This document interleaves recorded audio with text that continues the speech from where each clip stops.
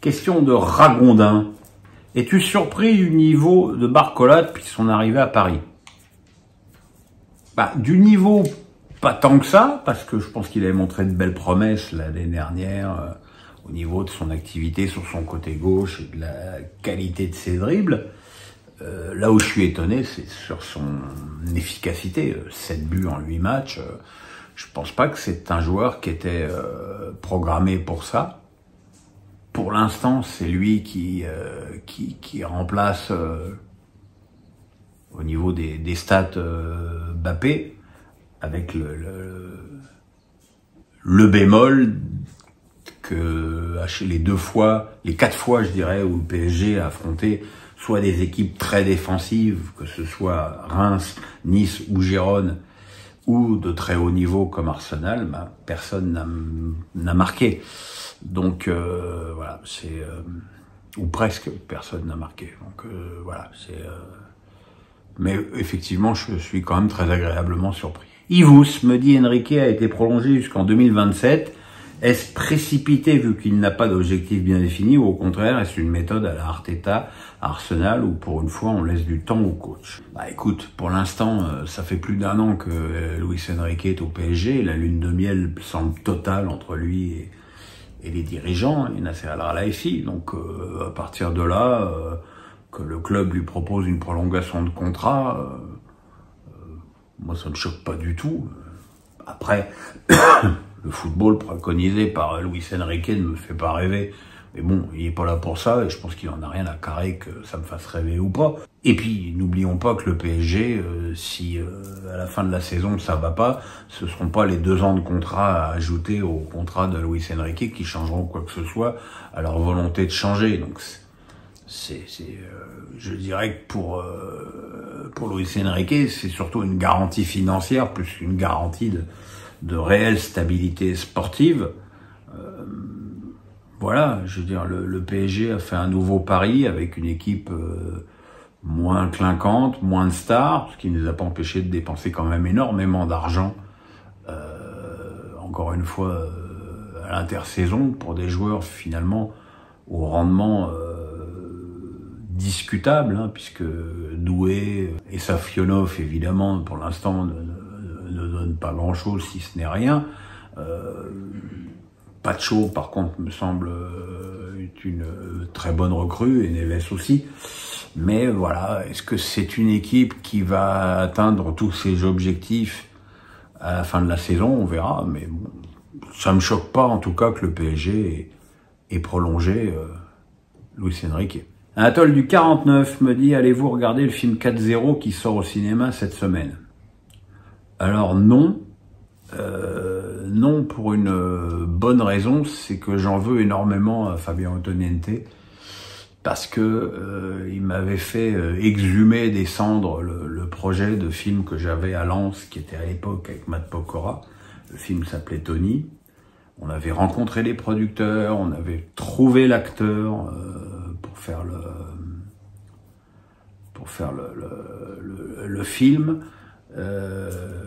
Et il m'a laissé tomber sans explication pour faire le scénario de 4-0, sans même me proposer d'y participer. Et voilà, et j'aime pas les traîtres, j'aime pas les gens malhonnêtes. Et puis de toute façon, j'aurais pas eu envie de faire une ressucée de 3-0. Voilà, c'est-à-dire être auteur de cinéma, ça se borne pas à dupliquer Camping, puis 3-0 et tout ça. Donc je souhaite pas de mal au film, parce que je suis pas comme ça, mais enfin je lui souhaite pas de bien non plus. Et surtout, je ne veux plus jamais entendre parler de Fabien Antoniente. Alexandre 13 me dit le niveau de Zaïre Emery stagne ces dernières semaines, voire ces derniers mois, et en plus Luis Enrique le repositionne latéral droit. N'avez-vous pas peur que cet entraîneur desserve sa progression? Je dis souvent en foot qu'il faut se méfier de la vérité de l'instant. On en a fait beaucoup sur Zaïre Emery l'année dernière, probablement trop. Alors c'est vrai qu'il était bluffant de maturité. Aujourd'hui, il a effectivement un petit coup de moins bien. Il y a eu sa blessure avec les Bleus lorsqu'il a marqué son premier but. Voilà, l'Euro où il n'a pas joué la moindre seconde, qui a probablement aussi un petit peu plombé sa confiance. Voilà, je pense effectivement que le fait de jouer tantôt milieu, tantôt latéral droit n'est pas forcément idéal pour lui, mais n'oublions pas qu'il a à peine 18 ans ou 19 ans et que voilà, il a le droit aussi d'avoir un coup de moins bien pendant quelques mois. Alan me dit, que penses-tu de l'interview d'après-match de Bruno Genesio? Bah j'adore parce que voilà, un mec qui aurait pu très bien bomber le torse en disant on a fait 0-0 à Monaco, et non, il est pas content parce que c'est pas ça qu'il demande à son équipe, c'est pas le jeu qu'il a envie de voir de son équipe. Je voulais que je vous dise, il faudrait plus de Bruno Genesio dans le football. Geoffrey, première question pour ma part. On t'a souvent entendu parler des jeux vidéo FIFA, PES, Stospin, mais jamais de Football Manager. Pourquoi? Vous aimez pas les jeux de gestion, trop difficile, prend trop de temps, aucun plaisir avec ce style de jeu. Ça me passionne pas, les jeux de gestion, trop difficile, je ne pense pas, prend trop de temps sûrement, aucun plaisir avec ce style de jeu, oui, sûrement aussi. De toute façon, l'âge venant, je suis quand même beaucoup moins accro aux jeux vidéo qu'avant. Et voilà, même Top Spin, là, je commence à me lasser. Là, depuis la dernière mise à jour, je trouve le jeu injouable. Je me prends banane sur banane. Alors, c'est peut-être parce que je suis nul, hein, je n'exclus pas cette possibilité. Mais voilà. Je commence peut-être à être trop vieux pour ces conneries. Alexandre 13 me dit « Bonjour, un peu d'autocritique, mais est-ce que tu te trouves toujours impartial ou tes connaissances dans le milieu, ton ami Keller, Mbappé, le PSG ou à contrario Julien Stéphan quitte à l'OM, jouent dans ton jugement des analyses et des matchs ?» C'est vrai qu'il n'y a pas grand-chose qui m'énerve que quand on dit « Ouais, forcément tu dis ça parce que c'est ton ami ». D'abord parce que j'avais beaucoup plus d'amis que ce qu'on peut imaginer. Notamment, je me souviens à une époque à l'OM où j'avais beaucoup plus d'amis, par exemple, qu'au PSG, hein, quand il y avait Payet, Diawara, Thauvin, Mandanda, voilà. Donc, des amis, j'en ai beaucoup.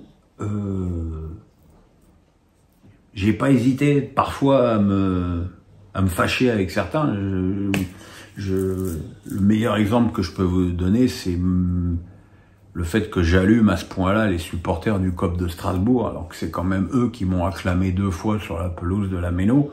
Et aujourd'hui, je suis en guerre, faut pas exagérer non plus, mais enfin, je suis en total désaccord avec eux, avec leur grève anti-Blouko. Marc, c'est mon avis, mais je pense être totalement impartial en disant que ce mec est irréprochable. Je dirais, quand on me redit « Ah bah voilà, ton pote, il a voté pour la Brune », je rappelle encore une fois que il était détenteur du vote de la Fédé et que la Fédé avait décidé de voter pour Vincent Labrune et qu'il n'était donc pas propriétaire de son vote. Mbappé, je concède que c'est peut-être parfois pour être à contre-courant, puisque de toute façon, maintenant, aujourd'hui, pour la majorité des gens, tout ce qu'il fait, c'est une mal. Donc, c'est vrai que ça m'agace un peu et que j'ai toujours détesté hurler avec les loups. Julien Stéphan, je concède que je le déteste, mais bon, je le détestais quand il était 6e avec Strasbourg et qu'il faisait bien jouer son équipe. Je le détestais encore plus la saison d'après quand il a failli tuer le club par ses jérémiades et son entêtement. Kita, c'est lui qui est fâché avec moi et pas moi qui suis fâché avec lui. L'OM, c'est une légende. Voilà. Et surtout, je pense que si j'étais aussi peu objectif, j'aurais pas duré aussi longtemps dans le milieu et vous seriez pas de plus en plus nombreux, semaine après semaine, à me suivre ici. Pierre Legrand Risset me dit « On observe une ressource répétitive dans cette équipe de Strasbourg, sa capacité à revenir dans la partie lorsqu'elle est dominée et qui, moi, me fait vibrer. Ne penses-tu pas qu'elle incarne ainsi ses valeurs guerrières si chères à ses supporters ?» C'est vrai que dans la lutte anti-Blouko des supporters de Strasbourg, il y a, oui, voilà, la perte de valeur, de la combativité légendaire du Racing, qui était incarnée en leur temps par Gilbert, Liénard, Goncalves, Grimm, voilà. Et c'est vrai que quand je vois jouer le Racing de Rossignol cette saison, je trouve que c'est une équipe qui fait preuve d'une réelle combativité. Et surtout, alors là pour le coup, je le sais, c'est une équipe au sein duquel il y a une ambiance assez extraordinaire entre les mecs. Donc c'est un petit peu le problème, c'est effectivement, voilà, c'est une équipe soudée, une équipe qui se bat et qui dans ce sens peut être totalement identifiable à ce que les supporters de Strasbourg souhaitent voir de leur équipe. Mais bon, il y en a qui ont décidé à tout jamais que la multipropriété c'est de la merde. Qu'est-ce que tu veux? C'est leur problème. Hein. Ulrich me dit, comment vois-tu le jeu de Lens sous Will Steele? Des axes d'amélioration, quelle place finiront-ils cette année selon toi? C'est vrai que quand je suis allé à Strasbourg, à la Méno, pour voir le match contre Lens, c'est vrai que j'ai été très très impressionné par le niveau de Lens dans ce match. Au niveau de la qualité de jeu, pas quelque chose qui m'avait frappé à ce point-là dans les premiers matchs.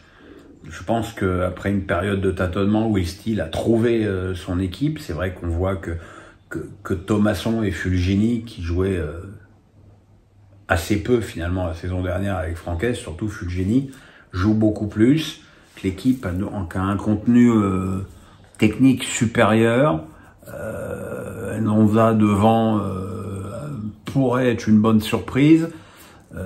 Défensivement, en plus avec le retour de Danso, ça risque d'être très très costaud. Hein. Koutsanov, Grady, Medina, Frankowski, c'est quand même très haut niveau sur le plan défensif. C'est une équipe qui, à mon avis, risque parfois de coincer sur le plan offensif sur certains matchs. Mais c'est une équipe que je vois, en tout état de cause, finir européenne, là, c'est la fin de la saison. Supporter parisien me dit, on voit que le PSG encaisse beaucoup de buts depuis un moment sur coup de pied arrêté.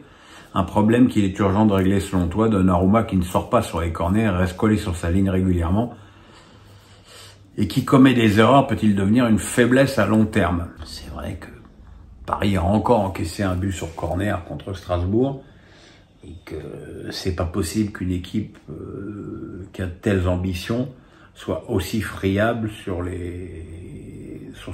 cette phase de jeu arrêtée. Je me demande ce qu'ils foutent à l'entraînement avec Donnarumma, et que c'est pas possible d'avoir un gardien aussi grand qui reste toujours scotché sur sa ligne, même si c'est sûr qu'il a des repères sur sa ligne, il est extraordinaire sur sa ligne, la question n'est pas là.